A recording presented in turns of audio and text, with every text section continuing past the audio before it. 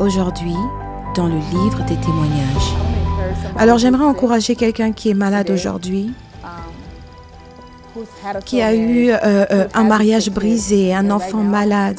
Et maintenant, je sais que c'est comme si Dieu n'est pas là. Je sais que c'est comme si tu as peut-être fait tout ce qu'il fallait, mais rien n'a marché. J'aimerais t'encourager, te dire que Dieu est là, il est présent. Et que même si en ce moment, tu ne sais pas pourquoi les choses se passent comme elles se passent, j'aimerais que tu saches qu'il est là. Et il fera que toute chose concourt à ton bien, selon le dessein qu'il a pour toi. Salut, je m'appelle Pearl et je suis de Houston au Texas. Je suis née au Libéria et nous avons emménagé ici en 2000. Le frère Roméo m'a demandé de partager quelque chose et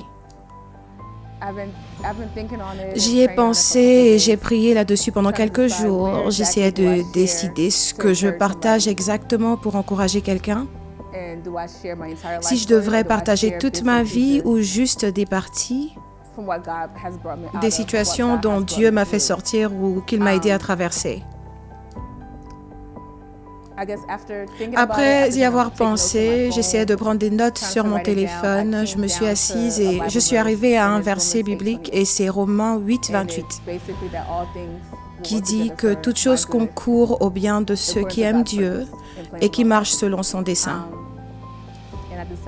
Et j'ai décidé de parler des dernières 5 années. Alors, tous ceux dont Dieu m'a délivré pendant les dernières 5 années. En 2015, j'ai eu mon fils. Et toute ma vie a changé à partir de ce moment. En 2015, je l'ai eu prématurément et il a dû rester sous couveuse pendant 4 mois. De là, il a dû subir une opération du cœur, une opération de l'estomac et ensuite porter une sonde gastrique. Juste une longue liste de choses qui devaient être réglées. Et je me souviens que le premier jour, quand je l'ai eu, je ne pouvais pas le voir parce que j'étais malade. Et mon père est descendu le voir, il est remonté, il a dit, tu sais, si Dieu a emmené TJ ici, Dieu va le faire. Mais lorsque tu traverses quelque chose, tu n'as pas envie de penser que Dieu va le faire. Tu es en colère, tu demandes à Dieu pourquoi. Tu essayes de rationaliser et de comprendre pourquoi ça t'arrive. Alors mon père m'a dit, lorsque je suis descendue le voir, ils étaient inquiets parce qu'il n'avait pas encore fait pipi et s'il ne faisait pas, c'est qu'il y avait une anomalie. Et juste lorsque l'infirmière l'a dit, il a fait pipi sur elle. Et il a rigolé, il a dit, tu sais, c'est Dieu qui montre qu'il a TJ entre ses mains.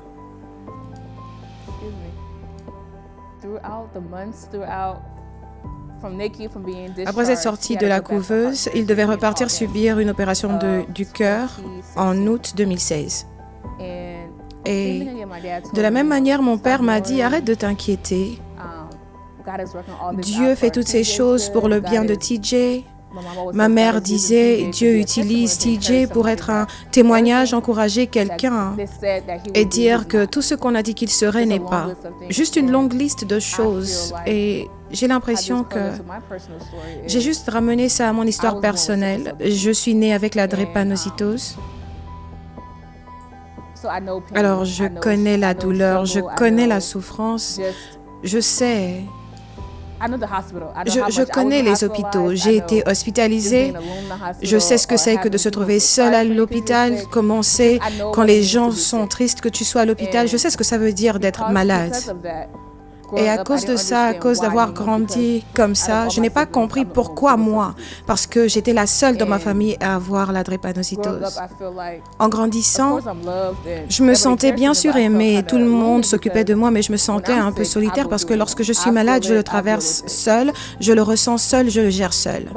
Mais je ne comprenais pas en grandissant, en devenant adulte, pourquoi j'étais malade ou pourquoi je devais traverser ces choses. Mais après avoir eu mon fils, j'ai réalisé que Dieu fait tout pour une raison.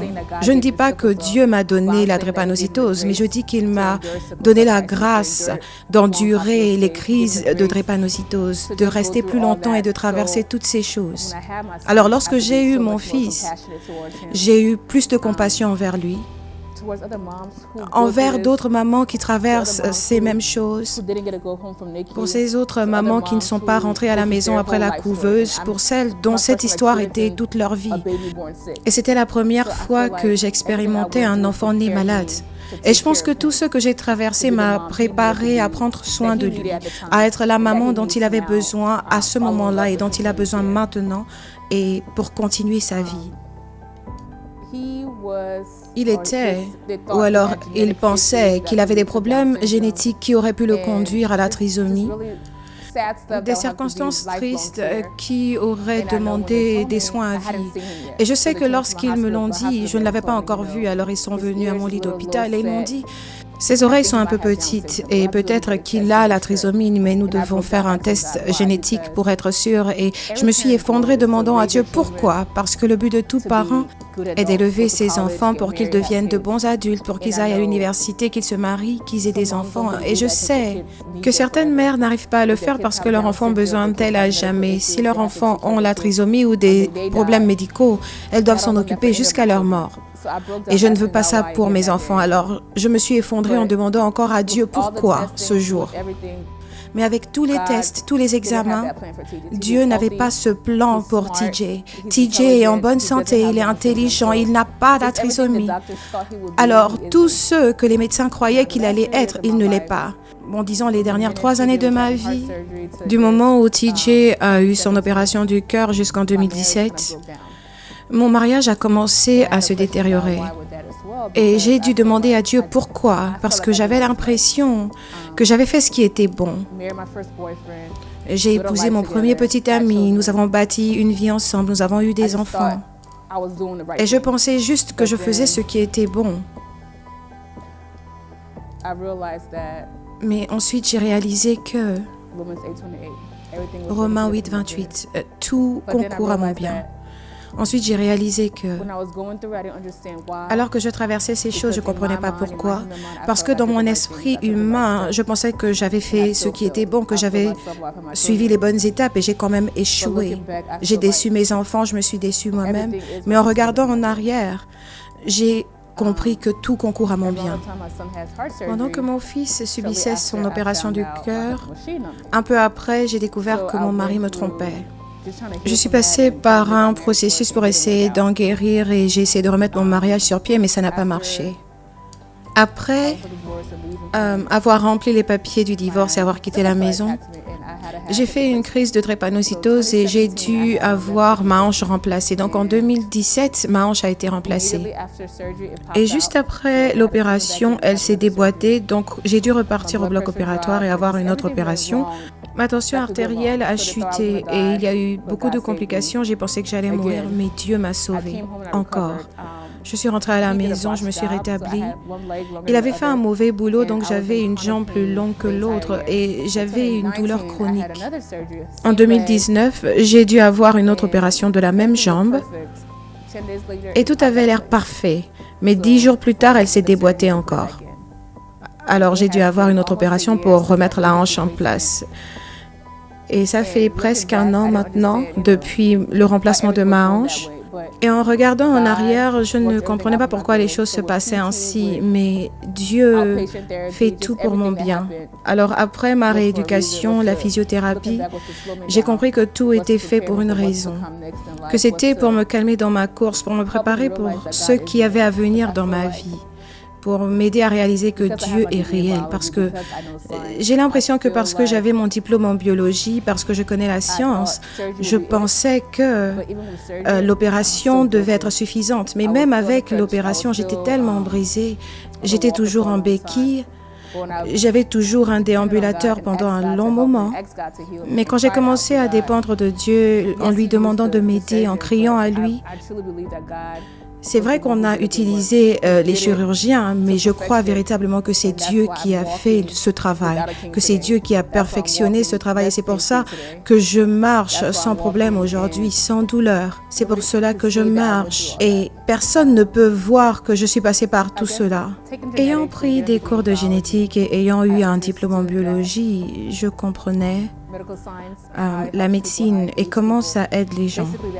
En gros, que la médecine guérit les gens. Mais après avoir subi ma première opération et pendant que j'ai subi ma première opération, j'étais tellement sûre que c'était suffisant, que ma hanche devait arrêter de faire mal, que j'allais repartir à ma vie.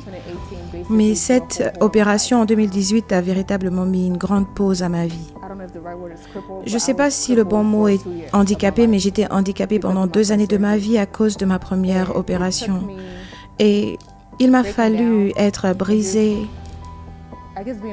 et être vraiment honnête envers moi-même, me dire que j'étais triste, j'étais dépressive et que je n'aimais pas comment les choses se passaient émotionnellement, socialement et comment ma vie s'était passée.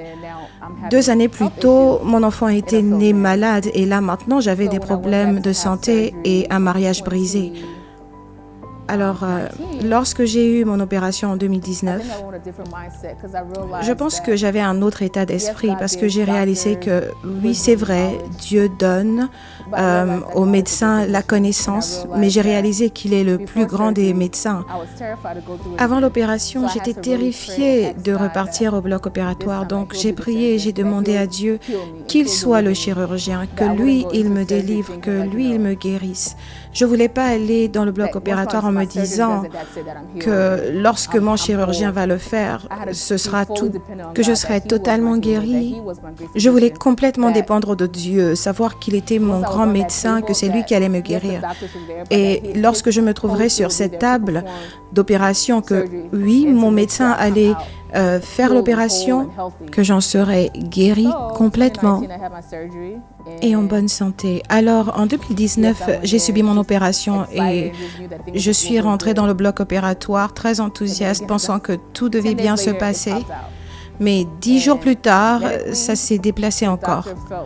Et médicalement, le médecin a eu l'impression que mes jambes n'avaient pas la bonne taille. Alors, j'ai eu une révision de la révision de l'opération. Et après cela, j'ai été envoyée en réhabilitation ou en rééducation et j'ai commencé à guérir de là. Mais en regardant à mes 4 dernières années, elles ont été longues. Regardant à mes 4 dernières années, lorsque je passais par toutes ces émotions et ces moments où je me sentais brisée physiquement, émotionnellement et spirituellement, et où j'essayais de faire les choses de ma propre volonté et avec ma propre puissance, je me suis rendu compte que je ne pouvais pas le faire, que tout ce que j'essayais de faire de mes propres forces ne fonctionnait pas. Mais dès que j'ai réalisé que Dieu est tout-puissant et il est aimant, et qu'il est simplement, il est le je suis. Lorsque j'ai compris que Dieu était un bon Dieu, un bon Père, qu'il était mon protecteur, mon guérisseur, mon médecin, mon tout, j'ai commencé à dépendre de lui et j'ai arrêté de faire les choses avec ma propre force. Et une fois que j'ai arrêté de faire les choses avec mes propres forces, il a pris le contrôle et tout a marché pour mon bien. Alors j'aimerais encourager quelqu'un qui est malade aujourd'hui,